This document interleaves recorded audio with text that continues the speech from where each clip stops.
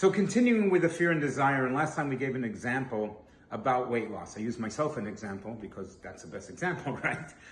And a lot of people had a little challenge really connecting to it or relating to it in their lives, because not everybody needs to lose weight. So it may be difficult to comprehend in their life and connect the dots in their life what I was talking about fear and desire when I was talking about weight loss. So we're going to take another example. We're going to talk about relationships. How are we going to talk about relationships? Whoa, scary topic, right? A lot of people have very different ideas about relationships because there are a multitude of relationships. When we're talking about relationships, we're talking about more intimate relationships. In other words, a partner in life, either a spouse or a partner. Those are the relationships that we're talking about right now. We're not talking about friendships. We're not talking about coworkers. All of those things are relationships as well.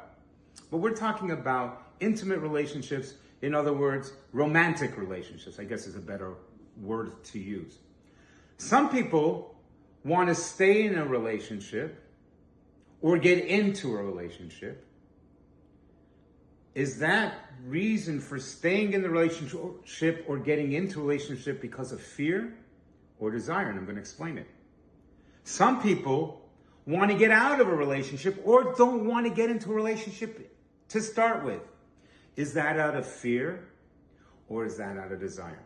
So let's talk about the person who doesn't want to get into a relationship or wants to get out of a relationship. It can be from fear. It can be from desire. Some people are afraid that they're going to get rejected. That was something that I struggled with for many, many years. The fear of rejection comes from childhood trauma. So for me, getting into a relationship was fear-based. I believe that I was obese in order to cause a distance because then I was not physically attractive.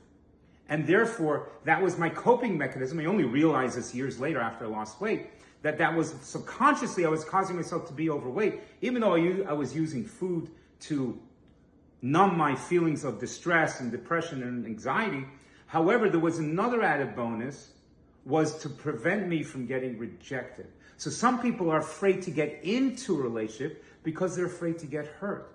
They're afraid to get rejected. And maybe they've gone through some pretty bad breakups.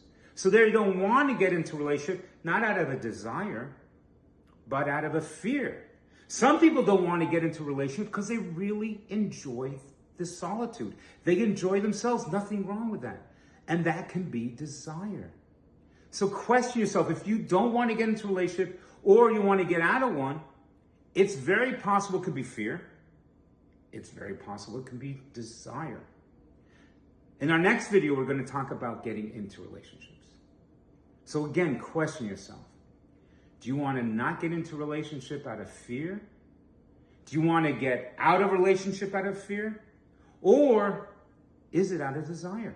There's no right or wrong answer here, I want you to know. However, this is all in the process of getting to what you want in life.